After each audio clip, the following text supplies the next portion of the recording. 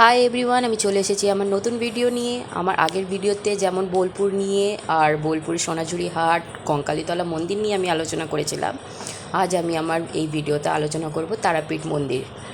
এই ভিডিওটিতে আমি আলোচনা করব তারাপীঠ মন্দির সম্বন্ধে কিছু পৌরাণিক কাহিনী, তাই ভিডিওটি সম্পূর্ণ দেখবেন। তাহলে চলুন ভিডিওটি শুরু করি, কিন্তু তার আগে বলি জয় মা তারা।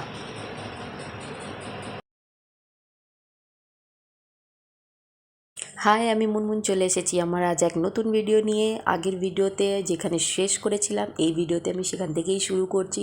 আগের ভিডিওতে আমি আপনাদের নিয়ে গেছিলাম শান্তিনিকেতন বোলপুর, তো সেখান থেকেই আবার শুরু করছি। আজ আমরা শান্তিনিকেতন থেকে 25শে এপ্রিল আজ যাব আমরা তারাপীঠ।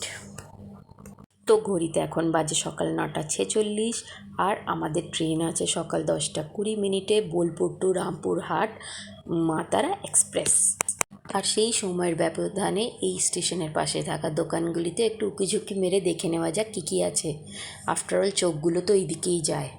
ইতিমধ্যে ট্রেনটি চলে এসেছে স্টেশনে, তো আমরা যে তাড়াতাড়ি ট্রেনে উঠে যে যার মতো গিয়ে নিজের নিজের সিটে বসে পড়লাম। যেহেতু 10:20 ট্রেন ছিল, তাই আমরা সকালে ব্রেকফাস্ট করেই উঠেছিলাম। মানে স্টেশনের পাশেই আমরা খাস্তা কচুরি আর চাটনি খেয়েছিলাম। খাস্তা কচুরিটা দারুণ খেতে, মিষ্টির দোকানে, মোটে 6 টাকা করে। কিন্তু এতটাই গরম ছিল বাইরে যে আমি আর ভিডিওটি করতে পারলাম না, তাই তোমাদের সাথে শেয়ারও করতে পারলাম না। বোলপুরের পরেই আছে প্রান্তিক স্টেশন। এই প্রান্তিকে কিছুক্ষণ ট্রেন দাঁড়ায়। আমি আগের ভিডিওতেই বলেছি যে কঙ্কালীতলা মন্দির যেতে হলে প্রান্তিক স্টেশন থেকেই কাছে হয়। দুই ধারে এই সবুজ সবুজ ধান ক্ষেত পেরিয়ে ট্রেনটি নিজের গতিতে ছুটে চলেছে। এরপরে আছে কোপাই স্টেশন। কোপাইতে ট্রেন দাঁড়ায় না, তো কারণ এরপরে আর বেশি স্টেশন নেই। এরপরে ট্রেন দাঁড়াবে সাঁইথিয়া, তারপর হচ্ছে তারাপীঠ রোড, তারপরে হচ্ছে রামপুরহাট। তো তারাপীঠ রোড হয়েও তারাপীঠ মন্দিরে যাওয়া যায়, আর রামপুরহাট হয়েও যাওয়া যায়। তো আমরা রামপুরহাট হয়েই যাব। বোলপুর থেকে রামপুরহাট খুব বেশি সময় একটা লাগে না। ট্রেনে আমাদের টাইম ছিল 1.5 ঘন্টা, মানে 10:20 থেকে 11:55 পৌঁছানোর কথা, কিন্তু আমাদের ট্রেন 11:30তেই রামপুরহাটে আমাদের নিয়ে পৌঁছে দিয়েছিল। এই যে চলে এসেছে তারাপীঠ রোড, এবার এরপরেই হচ্ছে রামপুরহাট স্টেশন। রামপুরহাটে নেমে আমরা সোজা চলে যাই ম্যাজিক গাড়িতে করে তারাপীঠ মন্দিরের কাছে। সেখানে আমাদের রুমটা ছিল একেবারে মহাশ্মশানের অপোজিটে। যেহেতু আমাদের পৌঁছাতে পৌঁছাতে মন্দিরের গেট বন্ধ হয়ে গেছিলো, কারণ 12টার সময় মায়ের ভোগ নিবেদনের সময়, আর মন্দিরের আবার গেট খুলবে ঠিক 1:30টার সময়। তো আমাদের হাতে সময় ছিল, তাই আমরা সবাই স্নান করে আবার রেডি হয়ে তারপরে 1:30টার সময় বেরিয়ে পড়লাম। আমাদের হোটেলের নিচেই ছিল ঠিক ডালার দোকান।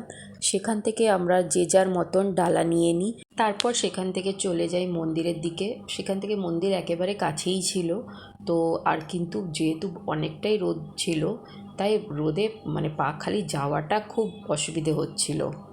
শনিবারের দিন মন্দিরের লাইন সেই রকম ছিল দেখার মতন, তাই আমরা 500 টাকার কুপন কেটে স্পেশাল লাইনেই ঢুকলাম, যাতে লাইনটা একটু কম হয়, কারণ প্রচণ্ড রোদ ছিল সেই সময়। এবার বলে রাখি মন্দিরের ইতিহাস। কম বেশি করে সবাই জানে, তারাপীঠ হলো মহাপীঠ। এখানে 51 সতীপীঠের এটিও একটি অন্যতম সতীপীঠ। বলা হয় দক্ষযজ্ঞে দেবী প্রাণের আহুতির পরে মহাদেব যখন দেবী সতীর দেহাবশেষটি নিয়ে বৈরাগী হয়ে ঘুরে বেড়াচ্ছিলেন, তখন ভগবান বিষ্ণু তার সুদর্শন চক্রের দ্বারা দেবীর দেহটিকে 51টি খণ্ডে ভাগ করেন, এবং সেই 51টি খণ্ডের একটি খণ্ড মানে দেবী সতীর চোখের মণির পদ্ম বা তারা এসে এখানে পড়ে। বলা হয় সে থেকেই এখানকার নাম হয় তারাপীঠ। তারাপীঠ মন্দির একটি অন্যতম প্রধান হিন্দু তীর্থক্ষেত্র, যা দেবী তারার আরাধনার জন্য বিখ্যাত। মন্দির সংলগ্ন শ্মশান ক্ষেত্রে সাধক বামাখ্যাপা সাধনা করেছিলেন, তাই এটি তান্ত্রিক সাধনারও একটি অন্যতম স্থানরূপে পরিচিত। বর্তমান মন্দিরটি 300 বছরেরও বেশি পুরনো এবং চারচালা শৈলীতে নির্মিত। মন্দির সংলগ্ন আছে বাবা ভৈরবের মন্দির। এখানে ভৈরব চন্দ্রচূড় নামে অবস্থান করেন, যা একটি শিবলিঙ্গ আকারে রয়েছেন। মায়ের দর্শনের পরে এখানে ছিল ভোগের ব্যবস্থা, তো আমরা সেখান থেকে একটা ভোগ নিলাম। চোখ মুখের অবস্থা দেখেই বুঝতে পারছো যে কতটা গরম ছিল আর আমরা কতটা ঘেমে গেছিলাম। তাই আমরা সেখানে বসে আর খাইনি, আমরা ভোগটা নিয়ে চলে গেছিলাম আমাদের রুমে। এই যে জায়গাটি দেখতে পাচ্ছেন এটি ছিল জলাশয়, মায়ের জীবিত কুণ্ড। বর্তমানে এটি সংস্করণের কাজ চলছে। তারাপীঠের মন্দির সংলগ্ন এই অঞ্চলটিতে আছে একটি মহাশ্মশান, যা দ্বারকা নদীর পূর্ব পাড়ে অবস্থিত। বলা হয় সাধক বামাখ্যাপা এই মহাশ্মশানে তন্ত্র সাধনার দ্বারা সিদ্ধিলাভ করেন, আর সেই থেকে এই জায়গাটি একটি তন্ত্র সাধনার একটি অন্যতম স্থান। তান্ত্রিক বা অঘরীরা এখানেই তন্ত্র সাধনা করেন, আর সাধক বামাখ্যাপার মাটির কুটির আর সমাধিস্থল এখানেই রয়েছে। আপনারা এখানে গেলে অনেক তান্ত্রিক বা অঘরীদের দেখতে পাবেন। এখানে প্রতিনিয়তই শবদাহ করা হয়ে থাকবে। আমরা 4 জন এখানে ডালা কিনে পুজো দিয়ে আবার সেখানেই কিছুক্ষণ বসে রইলাম। সত্যি এই মহাশ্মশান জায়গাটি বড়ই শান্তির এবং অদ্ভুত জায়গা। আমরা শ্মশান অবধি পুরোটা গেছি, যেখানে আসলে সব দাহ করা হয়, কিন্তু আমি আর সেখানকার ভিডিও করলাম না।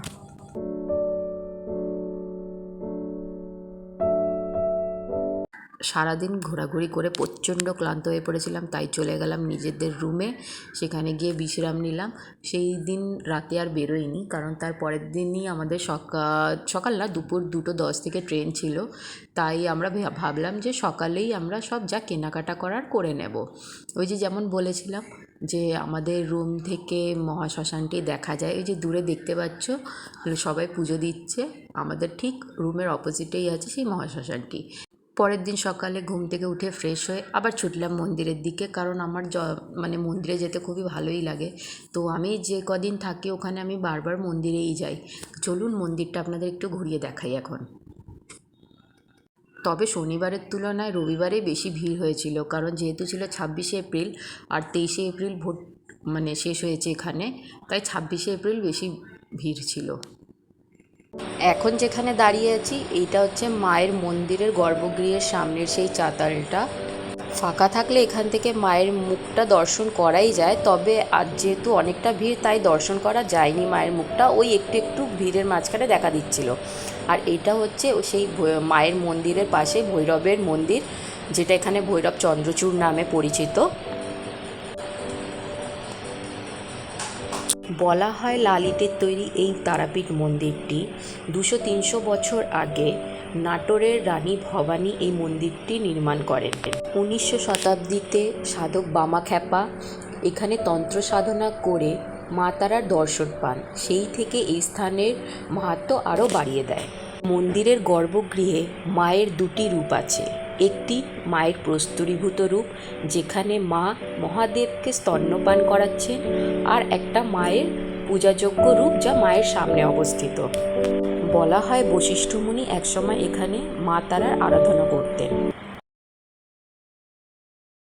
এই মহাশ্মশানে যে বাঘটি দেখতে পাচ্ছেন ওটা কিন্তু আসল নয়, ওটা জাস্ট ফটোশ্যুটের জন্য রাখা আছে। এবার আমরা গেলাম সকালে ব্রেকফাস্ট করতে। ব্রেকফাস্টে ছিল কচুরি আর তরকারি, সত্যি খুব টেস্টি ছিল। এরপর আমরা কিছু কেনাকাটা শুরু করলাম। সবার আগে গেলাম আমরা কাকাতুয়াতে। এই কাকাতুয়ার প্যাড়া খুবই বিখ্যাত আর খুবই সুস্বাদু। এই কাকাতুয়া দোকানের প্যাড়াগুলোর দাম ছিল 400 টাকা কেজি। দোকানের বাইরেই রাখা আছে এই সুন্দর একটা কাকাতুয়া। এরপর আমার ফেভারিট ল্যাংচা কেনার পালা, আর এটা আমার হচ্ছে সবথেকে ফেভারিট। এখানে যদি আমার সবথেকে ভালো কিছু লাগে তাহলে সেটা হচ্ছে এখানকার ল্যাংচা আর এই কালো জামগুলো।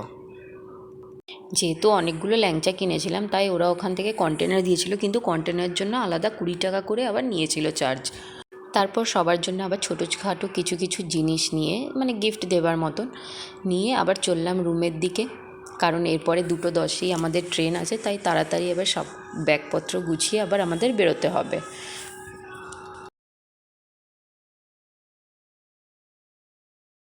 তো 12:30 নাগাদ আমরাও ব্যাগ ট্যাগ গুছিয়ে বেরিয়ে পড়লাম এই ম্যাজিক গাড়িতে করে রামপুরহাটের উদ্দেশ্যে।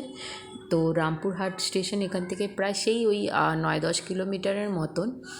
চোখে পড়ল রামপুর স্টেশনের বাইরে এই ট্রেনটি, দেখতে বেশ কিউট লাগছিল, তাই আমি ছোট্ট করে একটা ভিডিও নিয়ে নিলাম। এই যে আমরা রামপুরহাট চলে এসেছি। তো এখান থেকে আমাদের ট্রেন আছে 2:10-এ রামপুরহাট টু শিয়ালদা মা তারা এক্সপ্রেস, যেটা ওখানে প্রায় পৌঁছাবে শিয়ালদায় 6:45 টাইম দেখাচ্ছে, 6:45। ওখানে আবার নেমে আমাদের ট্রেন ধরে যেতে হবে নিজেদের বাড়িতে। তো ট্রেন চলতে শুরু হয়ে গেছে। আমার এই 3 দিনের জার্নিটা খুবই মেমোরেবল ছিল। একদিন বোলপুর, একদিন তারাপীঠ। এই ভিডিওরই বোলপুর শান্তিনিকেতনের পার্টটা আগেই আমি পোস্ট করেছি, অবশ্যই আপনারা দেখবেন। তো আজকের মতো এখানেই ভিডিওটি শেষ করলাম। ভালো লাগলে অবশ্যই লাইক অ্যান্ড সাবস্ক্রাইব করবেন। তা সবাই ভালো থাকবেন। আজকের মতো টাটা।